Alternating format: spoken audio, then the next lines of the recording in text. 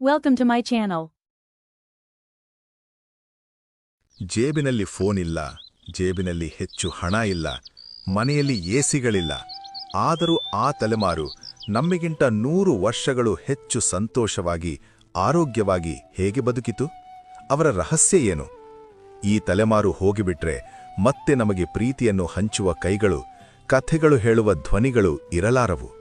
ನಾವೇನು ಕಳ್ಕೊಳ್ತಿದ್ದೇವೆ ಗೊತ್ತಾ ಸ್ನೇಹಿತರೆ? ಗಮನಿಸಿದ್ದೀರಾ? ನಮ್ಮ ಕಣ್ಣು ಮುಂದೆ ಒಂದು ಯುಗ ಮುಗಿದು ಹೋಗುತ್ತಿದೆ.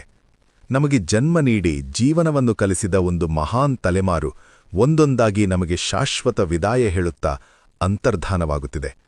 ಅವರ ಜೊತೆ ಆ ಆತ್ಮೀಯತೆಗಳು, ಆ ಮೌಲ್ಯಗಳು ಕೂಡ ಹೋಗುತ್ತಿವೆಯೇನೋ ಅನಿಸುತ್ತದೆ.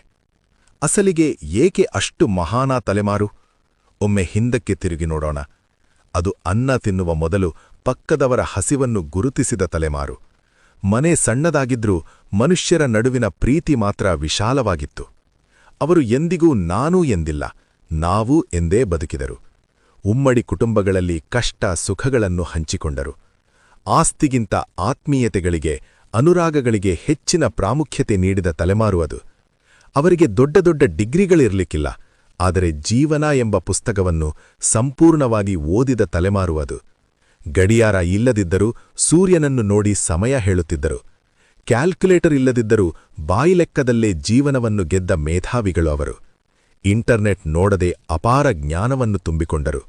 ಜಿಪಿಎಸ್ ಇಲ್ಲದಿದ್ದರೂ ಗಮ್ಯವನ್ನು ಖಚಿತವಾಗಿ ತಲುಪುತ್ತಿದ್ದರು. ಆ ದಿನಗಳಲ್ಲಿ ಕೈಯಲ್ಲಿ ಮೊಬೈಲ್ ಫೋನ್ ಇರಲಿಲ್ಲ, ಆದರೆ ಮನಸ್ಸು ತೆರೆದು ಮಾತನಾಡಿಕೊಳ್ಳುವ ಸ್ನೇಹಗಳಿಗೆ ಕೊರತೆ ಇರಲಿಲ್ಲ. ಪೋಸ್ಟ್ ಕಾರ್ಡ್ ಮೇಲೆ ಬರೆದ 4 ಮಾತುಗಳು ಫೋನ್ನಲ್ಲಿ ಗಂಟೆಗಳ ಮಾತಿಗಿಂತ ಹೆಚ್ಚು ಪ್ರೀತಿಯನ್ನು ಹಂಚುತ್ತಿದ್ದವು. ಟಿವಿ ಇಲ್ಲದಿದ್ದರೂ ಬೀದಿ ನಾಟಕಗಳು, ಬುರ್ರಾ ಕಥೆಗಳೊಂದಿಗೆ ಸಮಯವನ್ನು ಆನಂದವಾಗಿ ಕಳೆಯುತ್ತಿದ್ದರು. ತಂತ್ರಜ್ಞಾನ ಇಲ್ಲದಿದ್ದರೂ ಸುಖ ಸಂತೋಷಗಳಿಂದ ಬದುಕಿದ ತಲೆಮಾರು ಅದು.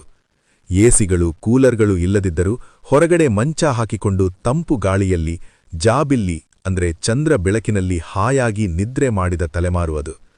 ಮಿನರಲ್ ವಾಟರ್ ಗೊತ್ತಿರಲಿಲ್ಲ. ಕೆರೆ ನೀರು, ಬಾವಿ ನೀರು ಕುಡಿದು ಕಲ್ಲು ತಿಂದರೂ ಜೀರ್ಣಿಸಿಕೊಳ್ಳುವ ಶಕ್ತಿ ಅವರದೇ. ಪಿಜ್ಜಾ, ಬರ್ಗರ್ಗಳ ಬದಲು ಪೀಚು ಮಿಠಾಯಿ, ಪೇಳೆಗಳು ತಿನ್ನಿ ಸಂತೋಷವಾಗಿ ಬದುಕಿದರು. ಜಿಮ್ಗಳ ಕೆಲಸವಿಲ್ಲದೆ ಭಾರೀ ಕೆಲಸ ಮಾಡಿ ಬೆವರು ಸುರಿಸಿ 100 ವರ್ಷ ಆರೋಗ್ಯವಾಗಿ ಬದುಕಿದರು. ಅದಕ್ಕೆ ಅವರಿಗೆ ಇಂದಿನ ಬಿಪಿಗಳು, ಶುಗರ್ಗಳು, ಹೃದಯಾಘಾತಗಳು, ಕಾರ್ಪೊರೇಟ್ ಆಸ್ಪತ್ರೆಗಳು ಗೊತ್ತಿರಲಿಲ್ಲ. 6ನೇ 7ನೇ ವಯಸ್ಸು ಬರುವವರೆಗೆ ಮಕ್ಕಳ ಬಾಲ್ಯವನ್ನು ಆಟಪಾಠಗಳಿಂದ ತುಂಬಿಸಿದ ತಲೆಮಾರು ಅದು. ನಂತರ ಹಣವಿಲ್ಲದ ಸರ್ಕಾರಿ ಶಾಲೆಗಳಲ್ಲಿ ಓದಿಸಿ ದೊಡ್ಡ ಸಾಧಕರನ್ನಾಗಿ ಮಾಡಿದ ತಲೆಮಾರು ಅದು. ಆ ಕಾಲದಲ್ಲಿ ಶಿಸ್ತು ಬಹಳ ಮುಖ್ಯ. ಶಾಲೆಯಲ್ಲಿ ಶಿಕ್ಷಕರು ಬೈದರೆ ಮನೆಗೆ ಬಂದು ತಾಯಿತಂದೆಯರು ಇನ್ನೂ 2 ಹೊಡೆದು ಶಿಕ್ಷಕರನ್ನು ಪ್ರಶ್ನಿಸುತ್ತಿರಲಿಲ್ಲ. ಅದಕ್ಕೆ ಆ ತಲೆಮಾರಿನ ಮಕ್ಕಳು ಅಷ್ಟು ದೃಢವಾಗಿ ಬೆಳೆದರು. ಅವರು ವ್ಯಾಪಾರದಲ್ಲಿ ಕಲ್ತಿಗೆ ಅವಕಾಶ ನೀಡಲಿಲ್ಲ. ನೀತಿ ನಿಜಾಯಿತಿಯಿಂದ ಯಾರನ್ನೂ ಮೋಸ ಮಾಡದೆ ಬದುಕಿದರು. ತಮ್ಮ ಕಷ್ಟಗಳನ್ನು ಧೈರ್ಯವಾಗಿ ಎದುರಿಸಿದರು. ತ್ಯಾಗಗಳಿಂದ ಮಕ್ಕಳ ಭವಿಷ್ಯಕ್ಕೆ ಅಡಿಪಾಯ ಹಾಕಿದರು. ಜಾತಿ ಮತಗಳ ಪಾರವಾಗಿ ಎಲ್ಲರನ್ನೂ ಸಹೋದರ ಭಾವದಿಂದ ನೋಡಿದ ದೊಡ್ಡ ಮನಸ್ಸು ಅವರದ್ದು. ಅಂತಹ ಅಮೂಲ್ಯ ಮನುಷ್ಯರು ಇಂದು ಒಂದೊಂದಾಗಿ ನಮ್ಮನ್ನು ಬಿಟ್ಟು ಹೋಗುತ್ತಿದ್ದಾರೆ. ಅವರನ್ನು ಕಳೆದುಕೊಳ್ಳುತ್ತಿದ್ದೇವೆ ಅಂದರೆ ಎಲ್ಲವನ್ನೂ ಕಳೆದುಕೊಂಡಂತೆ ಅನ್ನಿಸುತ್ತದೆ. ಆ ತಲೆಮಾರು ಲ್ಯಾಂಟರ್ನ್ ಬೆಳಕಿನಲ್ಲಿ ನಮ್ಮ ಬದುಕಿಗೆ ಬೆಳಕನ್ನು ತುಂಬಿದರೆ, ಈ ತಲೆಮಾರು ವಿದ್ಯುತ್ ದೀಪಗಳ ಬೆಳಕಿನಲ್ಲಿ ಕತ್ತಲನ್ನು ಹೆಚ್ಚಿಸಿಕೊಂಡಿದೆ. ಹೋಗುತ್ತಿರುವ ಆ ತಲೆಮಾರಿನಿಂದ ನಾವು ಆ ಪ್ರೀತಿ, ಆ ಮೌಲ್ಯಗಳನ್ನು ಕಲಿಯದಿದ್ದರೆ ನಮ್ಮ ಭವಿಷ್ಯ ಅಂಧಕಾರವೇ. ಅವರು ಇರುವವರೆಗೆ ಅವರನ್ನು ಪ್ರೀತಿಯಿಂದ ನೋಡೋಣ. ಅವರು ಕಲಿಸಿದ ದಾರಿಯಲ್ಲಿ ನಡೆಯೋಣ. ಹಳೆಯ ತಲೆಮಾರಿನನ್ನು ಗೌರವಿಸಿ.